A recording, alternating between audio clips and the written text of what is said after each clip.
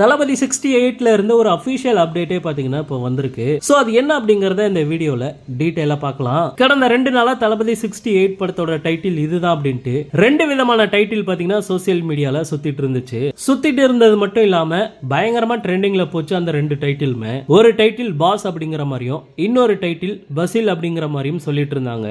இந்த ஒரு நியூஸ் பாத்தீங்கன்னா தளபதி 68 படத்தோட ப்ரொடியூசர் காது வரைக்கும் போயிருச்சு. உடனே அர்ச்சனா கல்பாத்தி இது சம்பந்தமா ஒரு அப்டேட்டை கொடுத்திருக்காங்க. என்ன சொல்லியிருக்காங்க அப்படின்னா, சோசியல் மீடியால எல்லா நியூஸையுமே நான் பார்த்துட்டு தான் இருக்கேன். உங்களோட அன்புக்கு மிகப்பெரிய நன்றி. டைரக்டர் வெங்கட் பிரபு ஸ்பெஷலா ஒரு குக் பண்ணிட்டு இருக்காரு. சோ எல்லாருமே வெயிட் பண்ணுங்க.